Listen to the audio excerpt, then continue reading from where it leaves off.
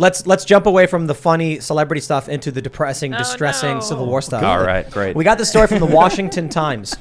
Distressingly high level of support for assassinating politicians among young Democratic men.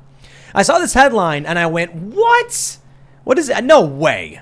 And then I looked at the data and the numbers are comparable to Republican women. I was like, why is it that maybe there's something about, I don't know, because young Democrat women and young Republican men are about 1/3 in favor of political assassination. And I'm like, yo, that's bad enough. Yeah. That they're all. Yeah, so I love how they framed this like young Democratic men are in favor. And then it's like 44% said they would, they support assassination, and young Republican women at 40%. And then I was like, okay. So let me actually, I don't know if this will actually work, if I can pull up. Here we go. It's the Southern Poverty Law Center, who I don't trust and is probably wrong. But reading through this, the fact that they would list young Democratic men as the most in support of this political violence, I was like, well, why would the SPLC deride their own donors? You know, like they make their bread and butter is young Democrats. So maybe it's legit. And I got to be honest, a lot of what they say, I think it sounds absolutely plausible. There's a bunch in this survey that they produced, notably about feminism, about great replacement, things like that. We'll talk about the feminism stuff in a minute because that's also fascinating. But when you get to the partisanship and violence part, take a look at this. Total approval for assassinating a politician who is harming the country or our democracy. 44% of younger Democratic men, that's 50 years old, that's less than 50 years old, approve. 54% disapprove. Among young Republican men, it's 34% approval to 57% disapproval. There's a decent amount of young Republican men who just don't know. But look at this. Younger Republican women is 40% to 55%. That's 4% off from the Democrats. And then younger Democratic women is 32% approve. Yo, I don't care if it's 44. You take a look at the boomers and the Gen Xers, and the support is under double digits, right? Among older Democrat women, 9%. Older Republican women, 10%. Older Democrat men, 6%. And older Republican men, 6%. When the boomer generation passes on, the dominant power in society is going to be overwhelmingly in favor of assassinating political opponents. I think that these numbers, though, show youthful ignorance, because as you get older, you realize that you start to realize things about the way the world works, and that you can't just destroy the thing you hate and expect everything to be okay all the time. We're talking about 45-year-olds, Ian. Did you get the 45-year-olds count as younger? Did you get how youngish? Well, that's a problem. Young did you fluid. Get how many people they pulled? Like, did they pull 6,000? 1,500 people. So it's not that many people, too. It depends on who they were polling. The kids might have been on Prozac, playing a lot of video games. You know? Look, I think the bigger issue is that the Southern Poverty Law Center needs to keep people scared so they can make money off of them. Oh, right, yeah. So that's the first thing. They say their methodology is from April 18th, 25th, 2022. Tolchin Research conducted a nationwide survey of 1,500 adults, ages 18 plus. It was conducted via online panel. The margin of error for the full 1,500 sample is plus or minus 2.53%. Maybe. Well, it's bad timing because I think it was yesterday the man who attempted to assassinate Reagan was let out of jail. John Hinckley Jr.? Yes, and they said, we think he's doing okay. That's what they said. We don't think he's going to do it. You guys ready for this next part? Oh, my gosh. Let's do it. Check this out. Scared. In another poll, total approval for threatening a politician who is harming the country democracy. Younger Republican men, 46% approve of threatening a politician, 52% disapprove. But only 44% actually approve of assassination. You know what that means? Republicans, I'm sorry, it's 34% of Republican men approve.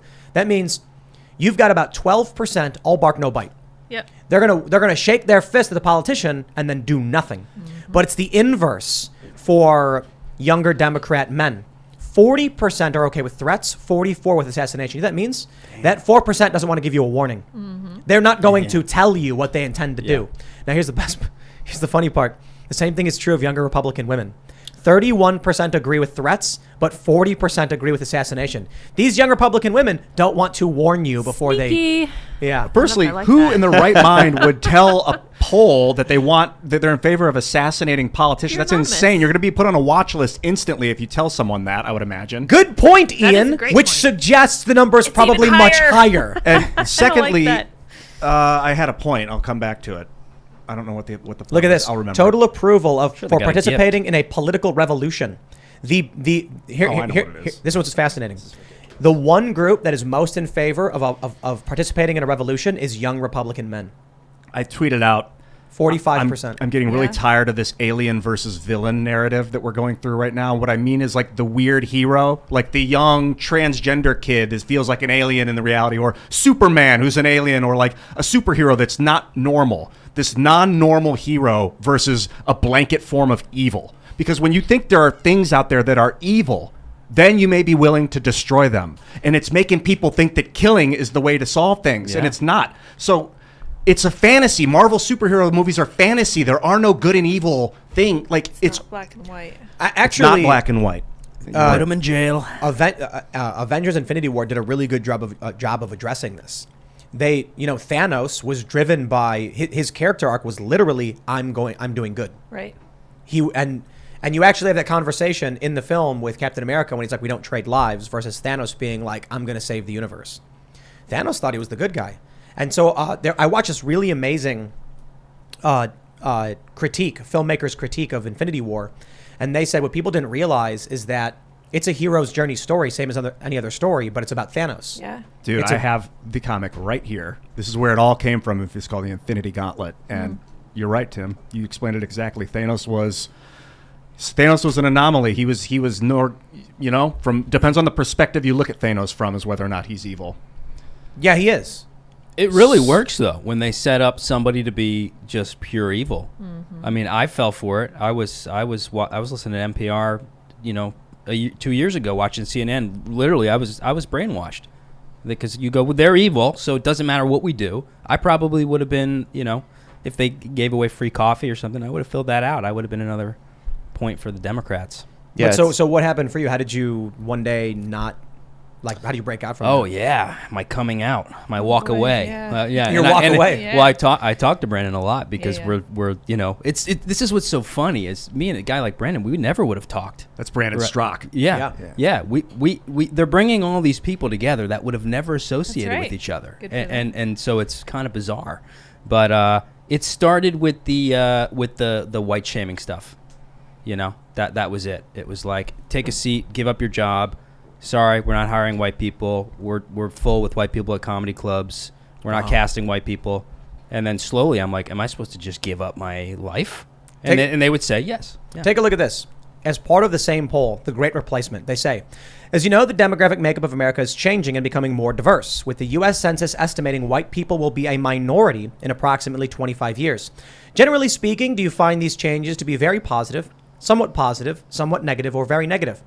You know what's funny? What do we have? We have 63% of Democrats say either somewhat or very positive. And I'm like, there is something deeply wrong with you if you're like, it's a good thing that a racial group is being diminished or whatever. Now, for the people that view it negatively, I have some questions about why they view it negatively. Sure. But it's not as bad as people view it positively. You know what I mean? Like, if you're like, hey, it's kind of a bad thing that a group of people is slowly disappearing or whatever, I'll be like, okay, well, let's talk about that. For the Democrats, they're like, this is good. I'm kind of like, yeah, that's kind of creepy and racist. That's weird. Well, even the white politicians, they're like, yeah, we'll be gone. Yeah, that's weird, right? It harkens back to like that they're worried too much about the skin color and not the ideology of the Roman. I'm going to keep talking about Romans. It's awesome. But like this Roman supremacy thing where like, it was started by slave masters. They try and like, even, I mean, I don't want to hate on the Catholic Church, but I do hate on the Catholic Church because I can't stand the organization of power, and that you have to have this authority of a pope that you've got to go through. That's authoritarian. If you want to communicate with God, it's within you. Was that a pedophile joke? You got to go through the pope? No, I don't unfortunately, think so, no. yeah. And it was hilarious. Pretty good. My thing on the Great Replacement stuff is, Democrats have talked about demographic change as a means of maintaining political power. Tucker Carlson then mentions they talk about it, then they accuse him of far-right white supremacist conspiracy theories. And I'm like, dude, they're outright telling the SPLC they view it positively that white people are becoming a minority. I'm like, race shouldn't matter. No. You know what's funny is this survey didn't have a doesn't matter option. It's like, is it good or bad? Or do you not know? And I'm like, it's not good or bad. Just is what it is. If that's what's happening, I don't think we're mixing and mingling. It's right. I think it's good for immune systems. To racial diversity is good for the immune system, I believe. It is, but ultimately, what matters to me is the values. I'm gonna put that on my Tinder profile. There you go. Yes. My immunity Make is it happen. It's good. Values matter. Meritocracy, individual freedoms, personal freedom, personal liberty, meritocracy. I said that. Personal responsibility. There we go. That's one. Yeah, those are things that responsibility. Matter. Yeah, freedom of speech. The safety and security in your person and your property, the right to self-defense, due process, constitutional rights. The fascinating thing is, they say in this, let me see if I can pull it up. They say, if we hope to secure a multiracial democracy and prevent partisan violence, our results show that a substantial effort on the part of activists, institutions, and government will be required if we hope to secure a multiracial democracy. Fascinating. Stephen Marsh was on this show, and he's the guy who wrote the book, The Next Civil War, which I reference fairly often. And he said, within the United States, there is a multicultural democracy and a constitutional republic. He said he favored multicultural democracy. I said I favor constitutional republic. And I think he's right. I think that is the split. The SPLC is very much on the side of, they say multiracial democracy, but democracy is the real point here. We're not a democracy. We have some democratic institutions, like we elect our representatives. But we don't. And we have referendums. But for the most part, our government is run by elected representatives who represent us. I like the Constitution. I like the fact that there is like a set of rules and understandings as to what the government can and can't do. They want to get rid of that. Yeah. What they want is majoritarian rule. Whatever we say goes, which I think is nightmarish. The SPLC outright says they want to secure that. It's never been more clear, in my opinion. Well, they're going after equity.